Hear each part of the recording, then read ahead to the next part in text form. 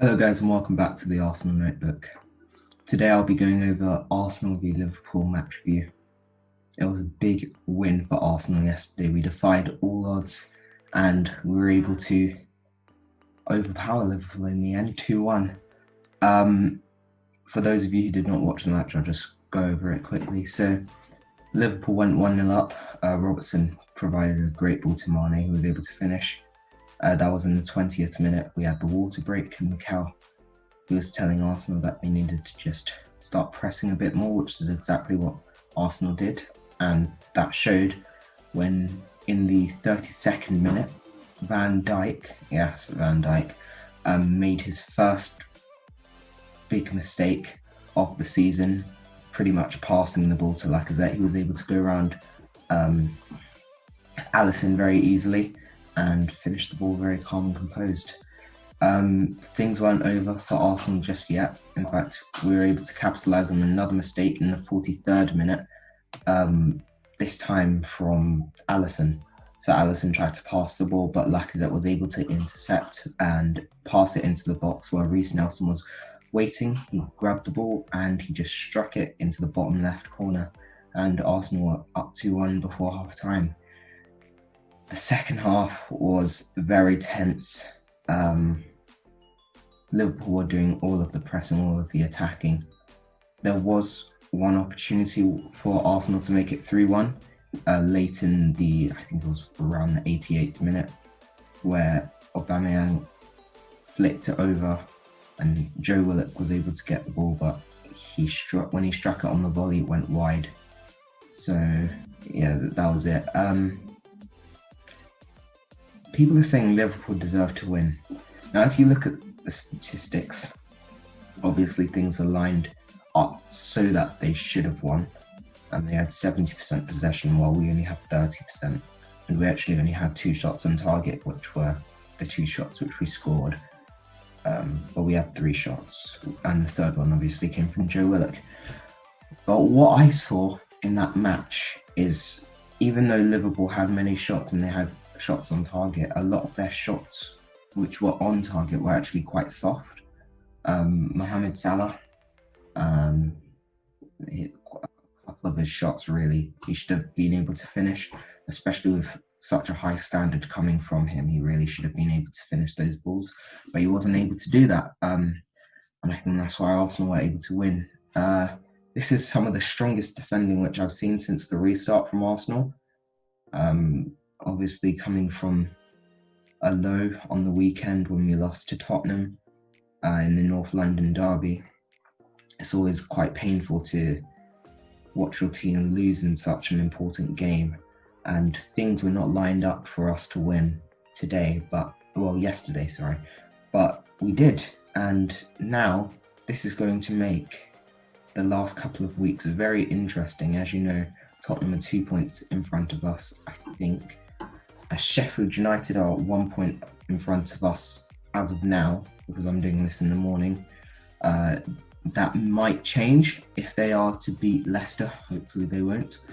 So yeah, I think 7th place still does get European football in the early stages. So it's going to be a very interesting last couple of matches, last week in fact. Going over the player ratings. So Martinez, that first goal, it's not his fault. He could not have done anything about that. The defense wasn't on him properly. So for me, he didn't really. Congratulations to him. Trent Alexander-Arnold, and I think must have been the 95th minute. He struck an absolute rocket, and it was aiming into the middle, like the middle height, and then it was going in the right. And the way in which Martinez was able to dive and then just hit that out for a corner was phenomenal. And then thankfully nothing came of that corner, and that was pretty much the last kick of the match. So for me, he has to get a 10. He smashed it that match, made sure that people were where he wanted. He was controlling where he wanted people for free kicks, where he wanted them for corners. He was a real leader on that pitch. And then going to our centre-backs. Now, as you know, our centre-backs from Tottenham's match was not exactly what we wanted to see from them. But today, Rob Holding played, and out of those three, he was the strongest. He was completely dominating the ball when it came in the air, making sure that the ball was always headed clear, low or high. There we are. Yeah, low or high. And he had a really good match yesterday. So I really hope to see him play on the semi-finals. For me, David Luiz also had a strong match. I think the thing about David Luiz is the way he plays depends on who his centre-back pairing is. And with Rob Holding, he had a good match. So I'd give Rob Holding a 9, and I'd give David Luiz an 8. And then obviously our last centre-back. Surprising? I didn't think so, because I guessed that in the match lineup. I also guessed the match prediction right. I said that I had a dream that we had won 2-1, and well, we did. Tierney. Now Tierney, as always, since that restart, probably one of our top 3 best players. He's been playing consistently brilliant in those last matches. He was controlling, made sure that no players were getting through. His defending was great, so for me he has to also get a 9. Next, going on to our wing backs, we had Cedric Soares. Now Cedric Soares, obviously we know he can't play on the weekend because he played for Southampton earlier on in the FA Cup, so he is not allowed to play for Arsenal. But yesterday, he had a really good match, and it was quite impressive to see him play like this. He had a good match, and I'm proud of the defending which he did. So I'm going to give him an 8. And then on the other side we have Saka. Now Saka, as always, I mean, he's the GOAT in my opinion. He's the GOAT. He always has a great game. He didn't get an assist, but he did what he needed to do. He made sure that he was defending well, and he made sure that when they were pressing, that they were also doing that. So for me, he also gets an 8. Next, Xhaka. Now, I've said this multiple times, Xhaka has had such a turnaround since the Crystal Palace incident. And finally, we are starting to see his true quality. The last time Arsenal actually won a game without Xhaka was August 2019. So he played yesterday and he played brilliantly. As always, he gets an 8 for me. And Torreira. I think Torreira, he had a good match. Obviously, he came back from injury. I still don't think he's back to his full self. But, he did what he needed to do in the defence. He made sure that no one was really getting through. And, even though Torreira really hasn't settled at Arsenal, in my opinion, I think this was a good performance from him. So he gets a 7 for me. Now going on to our front 3. Rather controversial. Most people thought Aubameyang would start, but he didn't. We had Reece Nelson, Pepe and Lacazette. And wow, what a performance from Reece Nelson and Lacazette especially. Pepe, I don't know. maybe since his wife has had the child, I just think he hasn't been back to how he was since before his wife went into labour. I think we just need to give him some time, but I still do think that he should start on on Saturday. For me, I think Pepe gets a 7. Like, he did well in drawing out defenders. I noticed that quite a lot. But yeah, he didn't really do much, and I was expecting to see a bit more of him, especially considering how he played against Liverpool when we lost 3-1 earlier this season. So yeah, he gets a 7.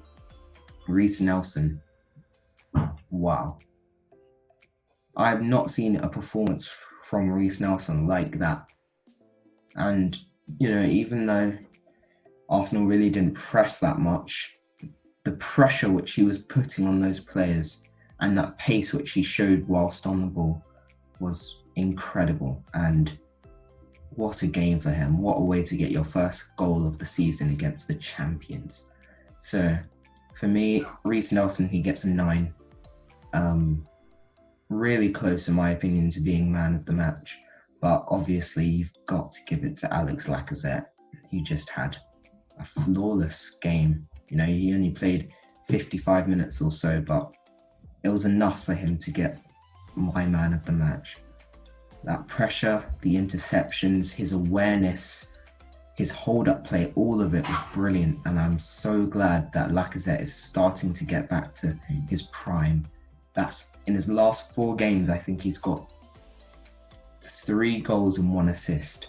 So it's really starting to show that Lacazette is coming back, and what a brilliant day it must have been for him. So he gets a 10 for me as well. Yeah, man of the match for me.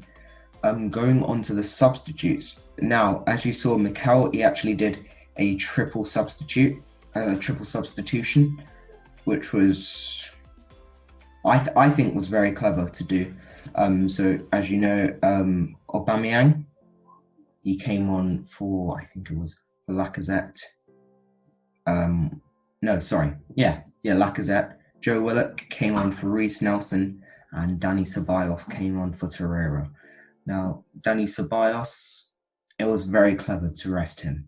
Very clever. As you know, Dani Ceballos has been putting in some brilliant performances since the restart. So it was good to rest him, especially because we've got the semi-finals coming up. And as you know, it was his goal which actually got us to the semi-finals in the 91st minute of Arsenal v Sheffield United.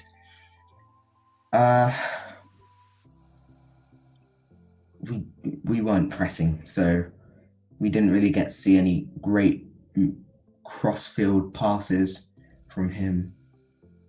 But he did the defending well, and you've got to give it to him, so he gets a 7. Aubameyang, obviously there wasn't really much chance to press, but to be honest, he was looking like a solid defensive midfielder today, and when he got up, he did well. I think Aubameyang gets an 8 out of 10, just because of that ball to Willock. If Willock had finished that, it would have been game over from Liverpool. Those last 5 minutes would not have been tense for Arsenal supporters. But wow, that ball was brilliant, but I really think Joe Willock should have finished that. But anyway, Joe Willock, he gets a 7. There wasn't really much chance to press forward, but he was doing quite some decent hold-up play. Liverpool were getting a bit annoyed, and Joe Willock was staying quite calm and composed, even though he was playing mainly as a central striker, sort of, which we don't normally see him play. He was doing well. His pace was good. Anytime that it was going back to Alisson, he would always be running up and pressuring him, which was really good to see from him. And then we had another substitution in the 76th minute, Ainsley Maitland-Niles came on for, I think it was Suarez. Yeah, Suarez. I really like Ainsley Maitland-Niles. I think he's a really good player. It's sad that apparently he wants to leave Arsenal, but I would agree. If he's not getting used enough, he should go. But in my opinion, he's a great player. And, you know, Suarez isn't starting, obviously, against Man City. And I think we should give Ainsley Maitland-Niles a chance, really. We know that Man City lack pace, especially in their defence. So if we were able to capitalise on that, Ainsley Maitland-Niles or Bellerin, I'd like to see Ainsley Maitland-Niles start. Or if he's not going to start against Man City, then I definitely want to see him start against Aston Villa and Watford. Yeah, so for me, Ainsley Maitland-Niles, he gets a 7, you know, making sure that no players are able to weave through. And then Kolasinac came on for Saka. Now, it's quite easy for Arsenal fans to be quite annoyed at Kolasinac after his poor pass to David Luiz, probably a 5-yard pass, which ended up going to Son, who was able to chip it over Martinez. So, you know, he really needed to renew himself in those last 10 minutes or so, because we had 5 minutes of extra time. And, you know, he did a decent job. Do I want to see him start? No. But he got the job done, and so he has to get a 7 for me. Yeah, I'm proud of that performance from Arsenal. One of the best defensive performances of the season, especially under Mikel Arteta as well. For me, the referee, Paul Tierney is his name. No relation to Tierney. I'm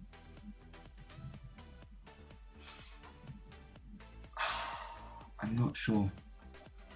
There is inconsistency. Real inconsistency. If you're to check our Instagram page, you'll see a picture which we uploaded. Salah and I, we uploaded, which just showed Eddie Nketiah. He got a red card for doing the exact same thing as Alexander-Arnold's tackle on Bukayo Saka. And yet, it wasn't even checked by VAR to give a red card. It was only a yellow. That should have been a red card, in my opinion. The pace and the way which he stuck out his ball, it was the exact same as Nketiah's tackle, exact same. There's just inconsistency from VAR, and it just really shows how against us it is. Thank goodness, actually, that Arsenal were able to hold on to that lead, because if Alexander-Arnold had scored that goal in the 95th minute, I would have been very annoyed, because he should have got a red card. You know, real inconsistency. Paul Tierney, though, I don't like English refs. I've already said this. I don't like Premier League refs. 5 out of 10 for me. Yeah, not my favorite. Like, he's one of my most favourable refs out of the ones which we have, but still, I don't like many of them, or any of them. Finally, going on to Mikel Arteta.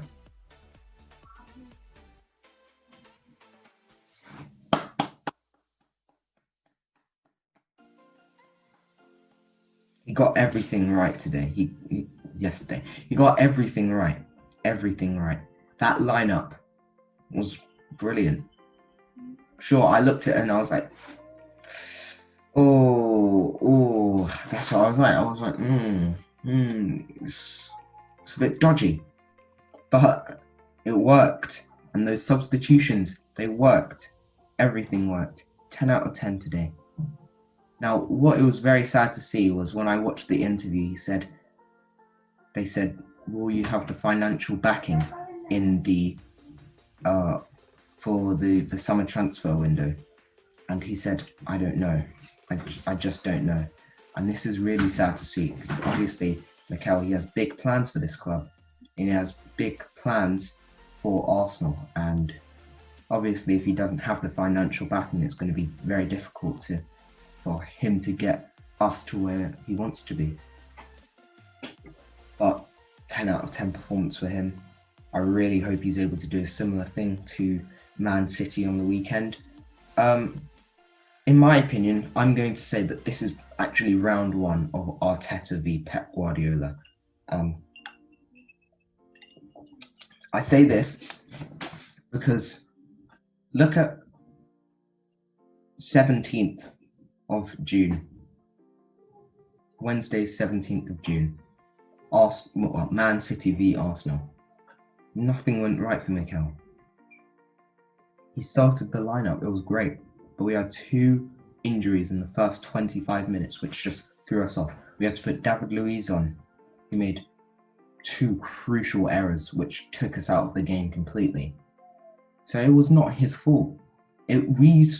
What we would have seen from Mikel was a bigger fight than that. And I think it was not Mikel's fault that we had lost that game, and it wasn't our fault either. It was individual errors. So I think this is going to be the first proper Arteta v Guardiola, and I'm saying that because nothing went to plan. That's the only reason. What can I expect from that? We'll see that in another time. When I do this, we'll probably Salah. But yeah, it's going to be quite an interesting semi-finals. You've got Arsenal v Man City and Chelsea v Man United. 2 brilliant matches, which I cannot wait to watch. Last things which I want to say about Arsenal is if we can defend how we played yesterday, not only for Man City and hopefully when we beat Man City when we play Chelsea or Man United, but if we can carry that same mentality onto next season, I'm going to be very confident, and I'm really looking forward to seeing what Mikel can do for Arsenal. That's all I have time for today on the Arsenal Notebook. I really hope that you enjoyed this short episode. Last thing I want to say is please check out our website and Instagram page. Both of them are down below. And if you like that, please watch some of our other videos. Thanks for watching the Arsenal Notebook. See you soon.